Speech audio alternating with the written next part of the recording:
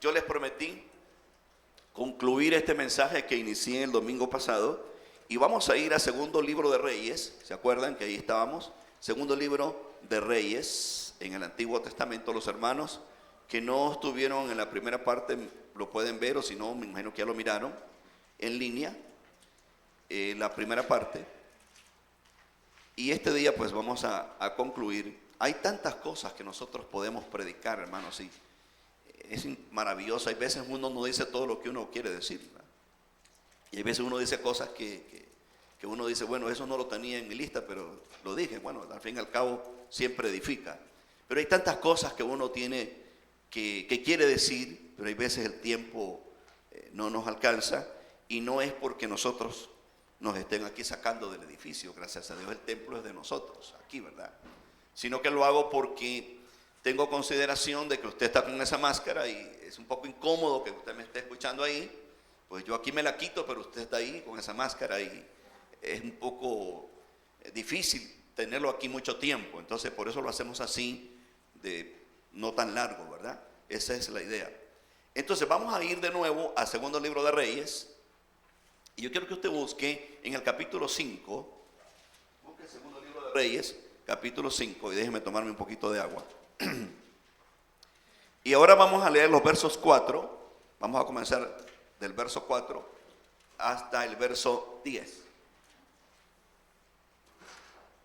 Los hermanos que no están muy al tanto de todo lo que estamos diciendo en este capítulo, pues no se desespere, sobre todo hermanos que quizás comienzan a leer la Biblia.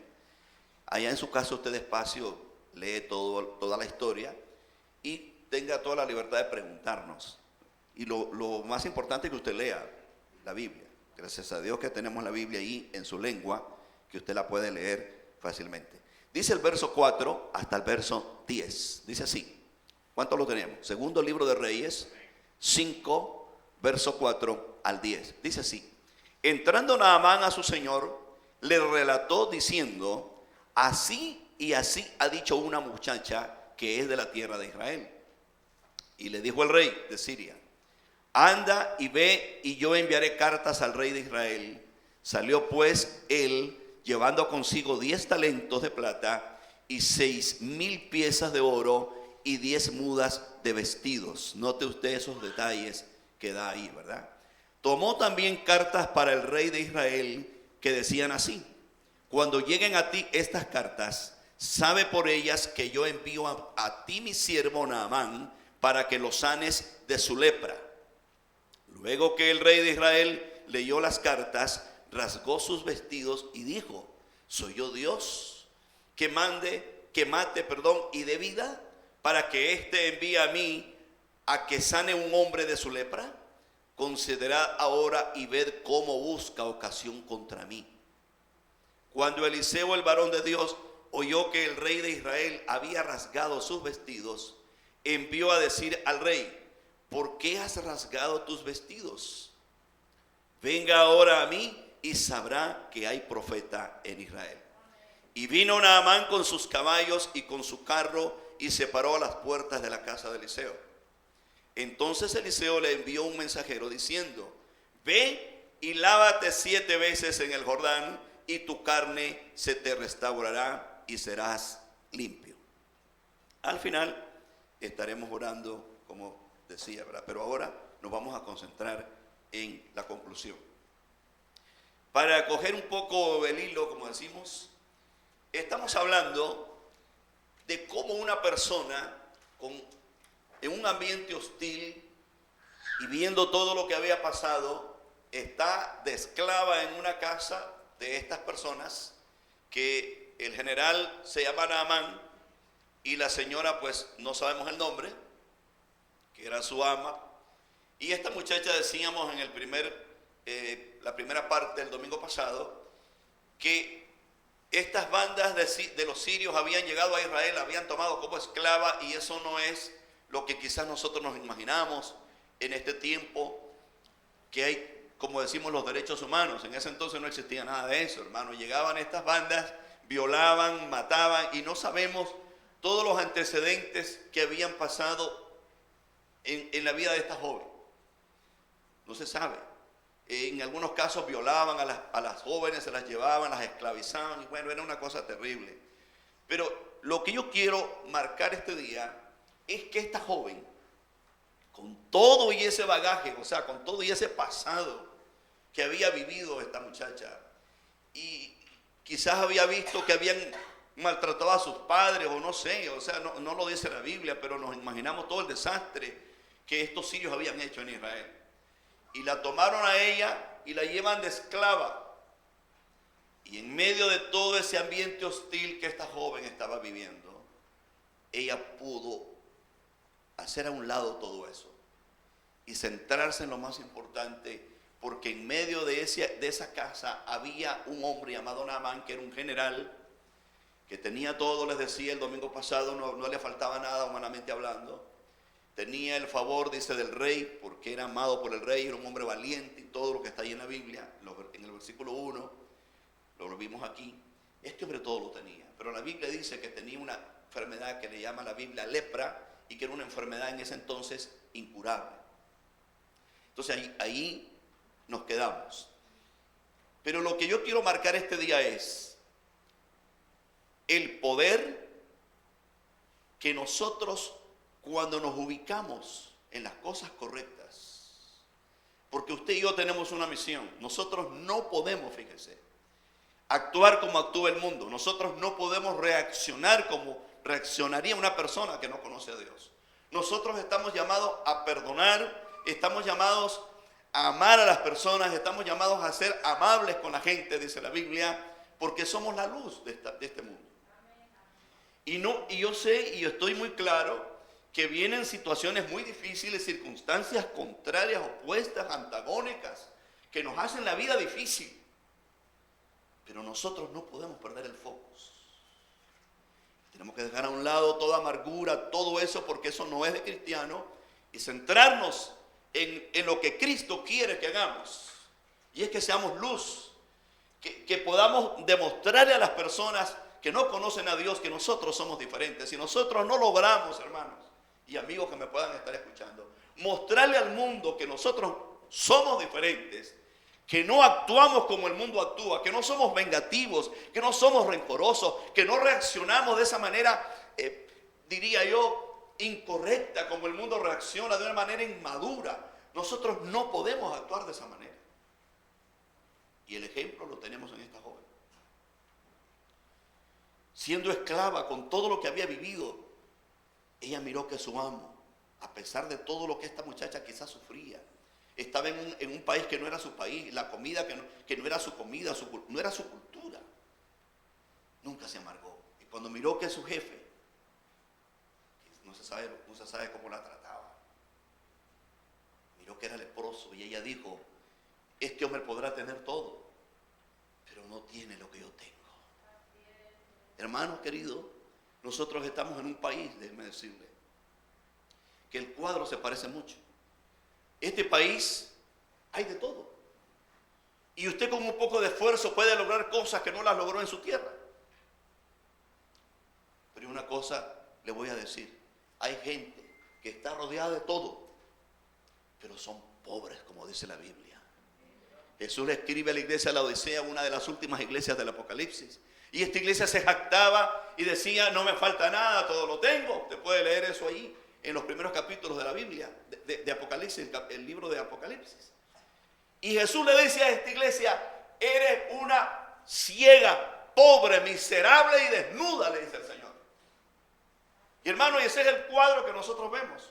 Mucha gente que tiene de todo, pero usted los mira por fuera muy bonitos, caminando en un carro de esos carísimos y unas casas de lujo, pero por dentro son un escombro espiritual. Esa gente llora, hermano, allá encerrado en sus cuartos, lloran y sufren y desearían que alguien vaya y les diga lo que la Biblia quiere que el mundo escuche: que aunque estés así viviendo, que aunque tu vida sea un escombro espiritual, Dios te ama y Él te quiere reconstruir. Aleluya, Él te quiere levantar, que salgas de ese asunto, hermano. Mucha gente vive y no disfruta lo que tiene, porque están enfermos. Un hijo con una enfermedad incurable, un problema matrimonial, hermano, y qué sé yo, cuántas cosas. Pero sabe, nosotros quizás no tenemos lo que esa gente tiene, pero no nos falta nada. Y lo mucho o lo poco que Dios nos da, lo disfrutamos. ¿Cuántos dicen amén? ¿Sabe por qué? Porque tenemos a Jesucristo, el que dijo: yo te voy a dar vida, y no cualquier vida, sino vida en abundancia. Y por eso usted y yo no podemos caer en esa amargura del mundo, porque somos la luz. Y cuando usted esté ahí, porque nos ha tocado, hermano, a veces vamos a trabajar a un lugar donde nos tratan malamente. La gente, los jefes nos gritan y todo. Me ha pasado a mí, pero yo no puedo responder de esa manera. Y nunca se me olvida la vez de un compañero de trabajo que me insultó, donde uno se cambia y se pone el uniforme. Yo estaba trabajando esa vez ahí, y llegó y comenzó a burlarse de mí y a insultarme. Y yo pensaba que era de otro, pero cuando dijo que el ministro dijo aquí, porque yo era pastor, todo el mundo lo sabía que yo era pastor y era trabajador ahí en ese lugar. Y entonces dijo que el ministro, dije yo, entonces conmigo, porque el único ministro aquí del evangelio soy yo, hermano. Y entonces fui con él personalmente, ¿verdad? Y me acerqué y le dije, porque se llamaba Randall, creo que ya murió y hace muchos años. Bueno, a lo mejor está vivo, no sé. Y le dije, era un moreno de allá de Barbeiro, por ahí. Y le dije, Randall, le dije así: te escuché que estabas hablando ahí, le digo, y era de mí, le digo, ¿por qué no me lo dices a mí directo? ¿Por qué tienes que estar ahí murmurando en público? Si tú sabes, le digo, que yo soy compañero tuyo aquí, te voy a escuchar, le digo, además yo soy un pastor, le digo, yo no te me voy a correr, le digo, tranquilo. Y se quedó asustado, ¿verdad? Y le digo, mira, le digo, yo te voy a hacer una cosa, le digo. Yo vine y me parqué ahí en tu parque, le digo, porque yo no lo sabía, porque él es lo que estaba reclamando, que yo le había quitado el parque. Yo no lo sabía, ese día yo no vine, le digo, cuando repartieron los parques, y dijeron cuál era el mío. Pero yo ahora mismo lo arreglo, voy a la oficina y pregunto, pero ¿por qué tienes que estar diciendo cosas ahí? Le digo. Entonces, ¿sabe que este hombre me quedó viendo, hermano? Yo le dije estas palabras: mira, le digo, nosotros los dos no somos iguales. Vos me podés decir lo que vos querrás, le dije, podés hablar de mí todo lo que quieras, le digo, pero yo no te puedo responder como te puede responder una persona, le digo, cualquiera, porque yo soy cristiano. Y di la vuelta y lo bendije y me fui. Hermano, para no cansarles, este hombre un día lo encontré leyendo el Nuevo Testamento. Y yo me acerqué así, miré que era el Nuevo Testamento, y le dije, congratulations, brother, le dije, porque yo dije, a lo mejor él se convirtió, ¿no? Y congratulations, brother, le dije así en inglés, oiga, ¿estás leyendo? No. Y me dijo, me quedó viendo así y me dice, I was born again, me dijo, through Jesus Christ, me dijo así. Hermano, yo le dije, bravo, brother, le doy un abrazo, le digo, porque ahora era cristiano, hermano. ¿Qué tal si yo le doy un mal testimonio? ¿Qué tal si yo me pongo a pelear con él ahí? Hermano, nosotros no estamos para discutir con nadie. Nosotros no estamos para portarnos como se porta el mundo, porque usted y yo somos la luz de esta vida, de esta tierra. Bendito sea el Señor. Y esta joven dio testimonio. Se olvidó de todo y dijo, yo tengo algo que este hombre no lo tiene. Este hombre se va a morir. Y abrió la boca y dijo, si mi señor fuera, le dijo a su señora, a la esposa, y fuera ya a Israel. La muchacha pues quizás no tenía mucha orientación, pero dijo, el profeta oraría por él y él se sanaría. Y eso fue, hermano, la luz, la chispa. Y entonces la Biblia dice que fue Naamán a hablar con el rey, porque como tenía influencia, era el general, nada menos, imagínense. Va a hablar con el rey y le cuenta, hay una joven, yo se lo acabo de leer ahí, que dijo estas palabras. Y entonces viene el rey y le dice, bueno, vete, le dice, vete, porque aquí en Siria, aquí no hay esperanza, hijo. Le dice, vete, era bien amado por el rey, dice la Biblia. Le hizo cartas, yo voy a escribir cartas al rey de Israel para que te reciba con todo el protocolo de un general. Y entonces, imagine usted clase de influencia la que tenía. Y dice, escribo cartas y te vas, para que te sane, hermano. Y cuando llega Naamán, lo que a mí me llama la atención es que no se fue con las manos vacías. Dice la Biblia que preparó, y ahí lo encontramos nosotros en el versículo 5, preparó, dice la Biblia, 10 talentos de plata. Cuando usted estudia y investiga cuánto tenía un talento, son 45 kilos, un talento, imagínese usted. Y llevaba 10 talentos, multiplique usted eso, 450 kilos de plata. Como decimos nosotros, un chorro de plata, un montón de dinero. Y aparte de eso llevaba, dice la Biblia, 10 mudas de vestidos, que eran, haber sido vestidos carísimos, y, Sí, 10 mudas de vestidos y también 10 piezas de oro. ¿Se imagina usted? Dice que cargó las mulas y llevaba todo su séquito, porque déjeme decirle, era un general, hermanos. O sea, él tenía su séquito, no menos de 50 y pico de hombres. Inicia la caminata hasta Israel, a buscar al profeta. Pero las cartas iban dirigidas al rey, o sea, él ni se orientó bien, como quien dice, llegó con el rey y le entrega las cartas. Y cuando el rey lee aquello, ¿verdad?, el rey se enfureció, el rey de Israel. Y dice el rey, ¿y quién soy yo? Dice, que pueda dar vida o pueda matar a alguien. Dice, solo está buscando insultarnos, dijo el rey, y provocarnos. Y se molestó el rey, ¿verdad? Que me ha mandado esto, porque entraban los sirios, asaltaban, esclavizaban y hacían todo ese montón de cosas. El rey se enfurece y dice que le llegó la noticia a Eliseo, que era el profeta. Y Eliseo le dice, manda a decirle al rey, mándamelo para acá, le dice, ¿verdad? No te enojes, le dice, mándamelo para acá. A Naamán, ¿verdad? Y entonces llega Naamán con el rey, con el profeta, y vea qué interesante esto. Cuando Naamán llega, dice la Biblia que se detiene con su caballo, ¿verdad?, y su séquito frente a la puerta donde debía el profeta Eliseo. Y él, yo le he puesto aquí, Naamán esperaba ser sanado, pero quería ser sanado o tratado a su manera. Y aquí es donde todos nosotros como seres humanos chocamos. Nosotros queremos, escúcheme lo que le voy a decir, que Dios nos ayude a obtener cosas que sabemos que no las podemos obtener de otra manera, que el dinero no nos sirve, pero queremos hacerlo a nuestra propia manera. Y hay personas que vienen a la Biblia, y pues yo fui uno, venimos a la Biblia y queremos, y venimos y decimos, voy a estudiar la Biblia. Fíjese, usamos esa expresión. Pero es al revés, es la Biblia quien lo estudia a usted. ¿Qué es lo que quiero decir con esto? Que venimos a la Biblia y venimos muy prepotentes, ¿verdad?, muy doctos, muy sabios. Y bueno, vamos a ver qué dice la Biblia, ¿no? Y venimos a la Biblia como que dice yo sé la Biblia, conozco la Biblia. Pero al final nos damos cuenta que es la Biblia la que nos desnuda a nosotros. ¿Sabe que Naamán, en general, usted se imagina, llega con esa mentalidad?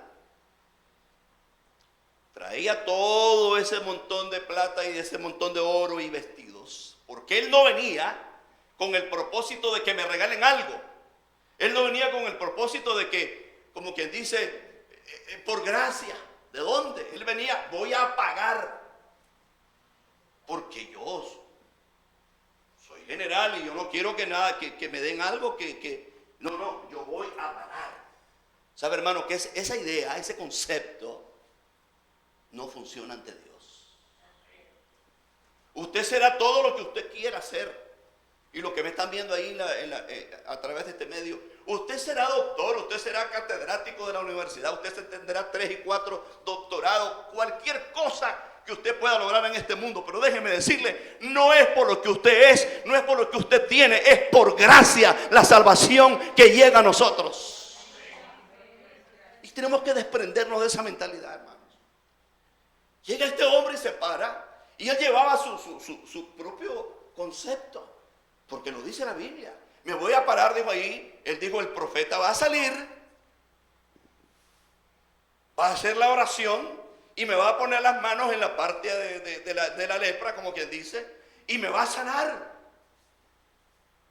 Pero qué triste, hermano, porque no es a su manera, no es lo que usted cree, es lo que Dios dice. ¿Y sabe qué pasó? El profeta ni siquiera apareció, hermano, y era un general que llegaba con cartas nada menos que del rey, no era un cualquiera. El rey, es que usted sabe, Dios todo lo sabe. Me imagino que Dios le había haber puesto al rey, al profeta, no salgas tú, mándale un siervo. Y le dice Naamán, le dice Eliseo, anda decirle a ese fulano, pues no sé cómo le diría, pero ¿me entiende? Porque mira, hermano, usted ve a las personas y usted le ve los ojos y usted sabe lo que esa persona, ya como por experiencia, como que uno ya ha aprendido, ¿no? Hay gente que solo en el porte usted le mira la soberbia, ¿me entiende? La altivez. Y me imagino yo que Eliseo pues ya sabía que ese hombre venía con toda esa soberbia. Y no, este no es digno que yo salga. Anda a decirle, ¿y sabe qué es lo que hizo? Lo mandó a bañarse. Qué tremendo, hermano. Lo mandó a bañarse, y no una vez, 7 veces. Es terrible, hermano. Y no es que el general andaba apestoso, ¿verdad? Nada de eso. Porque ahora que viene Navidad, pues uno se siente mal cuando le regalan una colonia, un desodorante, ¿verdad? Y uno dice, ¿qué me habrán sentido los hermanos, verdad? Y entonces uno se siente mal, ¿no? Porque uno puede pensar otra cosa. Lo mandó a bañarse. ¿Sabe lo que es eso? Que yo llegue a visitarlo a usted y usted se encierra allí en el cuarto y me mande un sirviente a decirle al pastor que se bañe antes de entrar. Oiga, hermano, eso es una ofensa. ¿Ah? Y entonces el general cuando escucha eso, oiga, no le gustó. O sea, ¿cómo le iba a gustar eso? ¿Cómo se sentiría usted? Y dio la vuelta y dijo, no, ¿quién se cree este profeta? Allá dijo, en mi país hay mejores ríos. Y estaba yo escuchando eso. Dice que el norte de Israel, donde el río Jordán nace, obviamente ahí es más limpia el agua, pero ellos estaban al otro lado, la parte sur. Y entonces el agua allí viene arrastrando todos los sedimentos y obviamente pues el agua es más sucia. Y ahí estaban ellos en esa posición. Y entonces le dice, allá en Egipto, en mi tierra, le dice, hay mejores ríos, más limpios. Si yo me baño allá, le dice, ¿acaso también no seré limpio? En otras palabras, ¿qué le está diciendo? ¿Cuál es la diferencia que me baña allá en el río de mi país, que es limpio, y en este río sucio? ¿Cuál es la diferencia? Óigame. Los que me están escuchando y los que me están viendo, escuchen. No es a su manera. Entienda usted que no es con sus preceptos, no es con sus conceptos, no es con su filosofía, es lo que dice Dios. La obediencia está por encima de todo. ¿Cuántos alabamos la gloria del Señor? Hay que obedecer, no hay que cuestionar. Cuando venimos a Dios no hay que entrar en ese asunto. Y bueno, ¿y por qué? ¿Y cómo es? Yo era uno, hermano, que yo preguntaba. Y andaba ahí preguntando de necio, diría yo. Hasta que con el tiempo Dios me comenzó a enseñar, deja de preguntar y cree y caminar, hermano, porque oiga, qué terrible, hermano. Muchos de nosotros, yo fui uno de esos, que todo lo queremos probar y bueno, probame que eso es cierto. Oiga, hermano, aquí es obediencia lo que se requiere. Hay cosas que yo no las entiendo, después lo entendí, dije yo, y hay un principio, fíjense, hay un principio. En el mundo, uno para creer, uno tiene que comprobar. Ahí están las ecuaciones matemáticamente precisas, exactas. Y uno dice, entonces sí es cierto. Porque hay una ecuación que te lo dice, es así. Y uno viene con el concepto del mundo. Bueno, hay que comprobar para creer. Pero en la Biblia es al contrario. Aquí primero hay que creer para después ver. ¿Cuántos alabamos la gloria del Señor? Aquí es por fe. Y yo cuando estaba ahí, hermano, que ya entré en las cosas de Dios, venía la gente y me pedía oración. Y yo los miraba, hermano. Y yo decía, pero ¿cómo es que lo va a sanar? Hermano, y tuve que liberarme de ese asunto. Porque yo decía, pero bueno, yo haciendo mis análisis. Aquí no vale tu filosofía, aquí no valen tus principios. ¿Sabes qué nada más? Pues si allá en mi tierra hay mejores ríos. Y entonces la pregunta, ¿qué te hacemos? Si es así, pues vete a bañar allá en tu filosofía, vete a meter a tu río y muérete de la lepra. Esa es la verdad. A muchos no nos gusta que nos digan la verdad. Bueno, ¿tú quieres salvar tu alma? ¿Tú quieres llegar al cielo? ¿Y quieres vivir en tu religión? ¿Quieres vivir en tus preceptos del mundo, en tus ideas sin sentido? Pues sigue ahí, hijo. Ahora, ¿quieres salvarte? Obedece la palabra de Dios. lee lo que está aquí y vívelo. Una vez me acuerdo que me encontré con una joven y me dijo muy orgullosa que ella era muy católica, así me dijo, ¿verdad? Yo la quedé viendo y le dije, yo te puedo hacer una pregunta, le dije, si tú me preguntas a mí, le digo, ¿por qué soy nicaragüense? Porque obviamente yo estaba fuera de Nicaragua. Yo te voy a decir por qué soy nicaragüense, le dije. Y si tú me preguntas los principios de mi país, yo te los voy a decir porque yo soy nicaragüense. Yo te hago una pregunta a ti, le digo. Tú eres católico, ¿por qué sos católico? El hermano no me supo responder. Le dije, tú no sabes responderme, pero yo sí te voy a responder. Tú eres católica por esto, por esto, por esto, por esto, y se lo dije. Hace muchos años atrás vinieron los españoles, conquistaron Latinoamérica, le digo, y nos impusieron el catolicismo, y ahora por herencia lo hemos recibido de los abuelitos, de los bisabuelos, y ahí viene, y viene, y viene, pero no sabemos ni a dónde estamos parados. Eso fue lo que me pasó a mí. Y yo comencé a explicarle, y mira, se quedó que pelaba los ojos, hermano. Cuando le dije, tú no sabes ni por qué eres católica, te lo impusieron, le dije. Y viene de generación en generación. Pero Jesucristo no vino a predicar eso. Jesucristo vino a decir, si alguno quiere venir a mí, venga. El Señor dijo, yo estoy aquí a la puerta. Si tú abres la puerta, yo entro, dijo el Señor. Ceno contigo y tú conmigo. Si tú abres la puerta. No es que vino con una espada el Señor, le digo, y a meternos algo que impuesto. Le digo, no, le digo. Eso es un error. Tú tienes que estudiar la historia. ¿Por qué es que Latinoamérica es católica? Estudia la historia. Hermano, hay gente que no le gusta que uno los confronte. Pero dígame, nosotros no estamos aquí para complacerlo a usted. Estamos para decirle la verdad. Porque déjeme decirle, como se los he dicho tantas veces, el día que yo me muera, oiga, yo voy a dar cuenta por todos ustedes. ¿Y qué tal si yo me estoy aquí hablándoles mentiras y cosas irreales? Yo soy el que voy a sufrir. Y sabe que Naamán era uno de estos que quería ser tratado y quería recibir el milagro a su manera. Oiga, hermano, ¿por qué cree usted que la gente va por allí y hace cosas y van y regalan y hacen cosas? Porque ellos quieren ganarse el cielo a su manera. Pero cuando tú les dices, no es por obra, mijo, no es por lo que tú hagas, es por lo que Jesucristo hizo en la cruz del Calvario, que vas a entrar un día al cielo, que eres salvo. No es por lo que tú seas tan filántropo por ahí, no, hijo. Porque hay gente que se la cree muy buena, hermano, y a mí me han dicho, ay, fíjese que yo hago esto, yo hago lo otro. Sí, fenomenal, digno, es plausible, digno de aplauso, pero te voy a decir una cosa, no es por lo que tú haces, es por lo que Jesús hizo en la cruz del Calvario. Porque de lo contrario, si yo me pongo a creer que yo me gano la salvación, oiga, entonces en vano Jesucristo murió. En vano vino Jesucristo. O sea, son disparates que la gente se ha formado en la cabeza. Y Naamán era uno de estos, hermano. ¿Y sabes que cuando Naamán da la vuelta, los siervos le dicen, oiga, cabezón diría yo, ¿verdad? Oiga, le dice, pero si no le estás pidiendo nada al profeta, difícil, como quien dice, es fácil. Porque no lo sabe y se baña, le dice. Y me imagino yo que dijo, bueno, pues está bien, pues.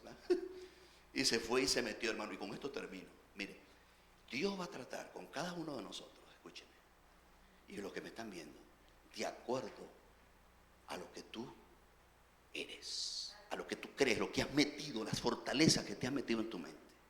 Muchos de nosotros, Dios trata duramente con nosotros. Con otros, pues nos va a tratar de otra manera. Porque todos somos hechos, como quien dice, de diferente material. Estoy hablando en los pensamientos, en lo filosófico. Y sabe que Naamán llega, y yo me pongo a pensar, Eliseo hubiera dicho, dígale al profeta que él, en lo que va de regreso a su tierra, él está sano. Hubiera sido fácil. O quizá le hubiera dicho que se bañe una vez nada más, y con una vez tiene, y se sana.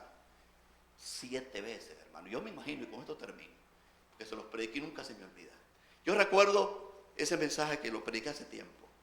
Yo me imagino a este hombre, hermano, con todos los galardones, esas cosas, las placas esas que les ponen a los reyes, a los generales, ¿verdad? Y todo su séquito, su gente importante ahí rodeándolo. Y él se mete al río, ¿verdad? Y entonces, ¿qué dirá mi familia de la locura que estoy haciendo? ¿Verdad? Porque eso nos mide en la cabeza, ¿no? ¿Qué dirán mis amigos y todo su séquito ahí? Lo ridículo que estoy haciendo, pero los demás, vamos general, vamos general, vamos general. Y entonces se metió la primera vez Y cuando salió, hermano, le salieron todos los musgos y todo eso, porque tenía de todo el río, hermano, y lleno de barro por aquí, qué sé yo, de arena, y salió él todo, y le dice, le quedan 6, mi general, le gritaban, vamos, mi general. Y él, ¿qué dirá la familia? Dios mío, ¿qué estoy haciendo? Vamos, mi general, la segunda vez, y hermano, y más monte y más cosas encima de la cabeza, 7 veces, hermano. ¿Sabe por qué Dios trató así a este hombre? Para quitarle la soberbia, quitarle el orgullo, la altivez. ¿Cuántos alabamos la gloria del Señor? Bendito sea Dios. Y hermano, usted se imagina el drama. Yo solo estoy tratando de describir, pero usted se imagina el drama. Que no era un cualquiera, un general. Y yo me imagino que salía cuando iba por la secta, le hacía para todos lados. ¿Quién más me estará viendo, Señor? Ya haber estado todo lleno de barro, hermano, de meterse ahí. Y le decían, le queda una, mi general, una, mi general. Le gritaban quizás el séquito, ¿no? De él. Y se metió la séptima, hermano. Y cuando el hombre sale y ve que su piel la tiene como la de un baby, como la de un niño, dice la Biblia, cuánto alabamos la gloria del Señor. Hasta que él se humilló, hasta que él entendió. Y regresa, hermanos, agradecido y quiere pagar el milagro. Imagínense, está aquí en la Biblia. Regresa con el profeta y le dice, toma, le dice, aquí traigo yo cosas. Y le dice el profeta, no, le dice. Y insistió, dice la Biblia, no, le dijo. ¿Sabe por qué no le aceptó nada a Eliseo? Porque Eliseo sabía que ese hombre quería pagar por lo que no se puede pagar. Tú no puedes pagar por la salvación. Tú no puedes pagar por los milagros. Los milagros Dios te los da. Él te los da y solo Él los puede hacer. ¿Cuántos alabamos la gloria de Dios? No se puede pagar. Y el final es más trágico, porque el criado Giesi, cuando miró que no recibió nada Eliseo, el general se fue. Y Giesi lo siguió. Y le mandó una mentira. Ahí está en la Biblia. Que habían venido unos profetas de Betel y que necesitaban ayuda. Entonces le pidió un talento y una muda de vestido. Y le mintió. Y dice que le dieron 2 talentos y se fue y los escondió. Y al final se presenta ante Eliseo, el criado Giesi. Es el final de la historia. Y le dice a Eliseo, ¿dónde has estado? Le dice, no, tu sierva no ha ido a ningún lugar. ¿Por qué has dicho eso? Le dice, ¿que acaso no estaba mi corazón ahí? Le dice, cuando fuiste detrás, le dice, y pediste. Ya lo sabía el profeta. La lepra, le dice, que tenía Naamán, se te pegará a ti. Y escuche, y a tu descendencia. Y termino con esto, hermanos míos. ¿Sabe que Eliseo había sido siervo de Elías? ¿Se acuerdan? Había sido el criado de Elías. Y la Biblia dice que Elías, cuando iba a irse con Dios, Eliseo le pidió la doble porción. Y Elías le dice, si me ves partir, se te dará dada. Y la Biblia dice que Eliseo fue un hombre que anhelaba lo que tenía Elías, hermano. Lo anhelaba, lo espiritual, escúcheme. Lo anhelaba. Y yo digo, cuando leo la Biblia, Dios le dio a Eliseo la doble porción, porque hizo el doble de los milagros que hizo Elías. Usted lo puede estudiar, ahí está en la Biblia. Y la conclusión de todo esto es, Giesi, que era el criado, hubiera recibido la continuación del ministerio de Eliseo, porque Eliseo muere y se acaba ahí, hermano. Por ese tiempo, Giesi lo hubiera reemplazado. Dios le hubiera dado la gracia para que él siguiera el ministerio, pero por codicioso, ahí terminó.